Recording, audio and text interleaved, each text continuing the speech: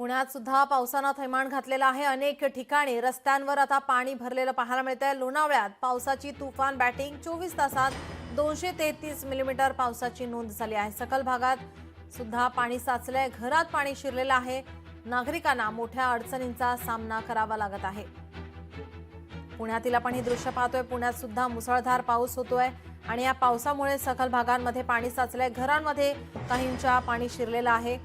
लोणावळ्यात पावसाची जोरदार बॅटिंग 24 तासात 233 मिलीमीटर पावसाची नोंद झाली आहे। घरामध्ये पाणी साचलेलं आहे, त्यामुळे घरातील काही साहित्य यामुळे खराब झाले।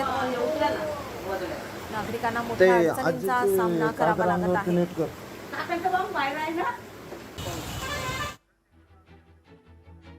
आपले प्रतिनिधी चंद्रशेखर भांगे आपल्यासोबत जोडलेले आहेत। चंद्रशेखर, पुण्यात सुद्धा जोरदार पाऊस होतोय।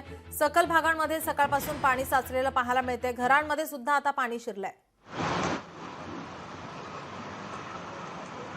नीलम, खरं तर आता शहरामध्ये पावसाचा जोर वाढलेला आपल्याला पाहायला दिसत आहे। खरं तर पुण्यातील शिवाजीनगर भागामध्ये सध्या मुसळधार पाऊस आपल्याला पाहायला मिळत आहे। त्याचबरोबर जिल्ह्यामध्ये जर आपण पाहिलं, लोणावळा आणि इंदापूर, दौंड, बारामती या तालुक्याला मोठ्या पावसाचा फटका सकाळपासून जो आहे तो बसलेला आहे। शहरातील रस्त्यावरती सध्या पाणी आल्यामुळं सगळे रस्ते जे आहेत मोठ्या प्रमाणात त्या ठिकाणी वाहतूक कोंडी होताना दिसत आहेत।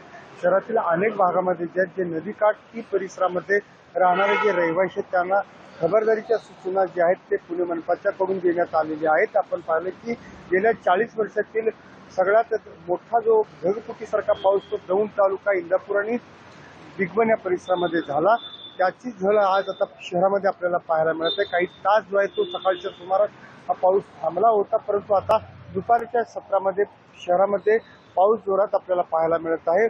शहरातील सर्वदूर परिसरामध्ये हा पाऊस सुरू आहे। या सगळ्या पावसामुळे जे आहेत ते वाहतूक कोंडी जी आहे ती सुद्धा आपल्याला दिसत आहेत। एसटी जी आहेत राज्यभरातून पुणे शहरातील पुणे स्टेशन, स्वारगेट आणि शिवाजीनगर भागामध्ये ज्या येणाऱ्या एसटी आहेत त्या एसट्या सध्या उशिरा येताना आपल्याला दिसत आहेत। एकंदरीत शहरात आपल्याला जे आहेत पावसाचा जोर वाढलेला दिसत आहे। त्याचबरोबर आपल्याला हवामान विभागाने सुद्धा पुढील 4 ते 5 दिवस या स्वरूपाचा मुसळधार पाऊस राहणार असल्याची जी आहे ती सूचना दिलेली आहे। त्यामुळं खबरदारी असेल किंवा काम असेल तरच नागरिकांनी घराच्या बाहेर जावं असं आवाहन सुद्धा हवामान खात्याने केलेलं आहे। अपडेट आम्ही तुमच्याकडून घेतच राहू। तुर्तास धन्यवाद आपण दिलेल्या माहितीसाठी।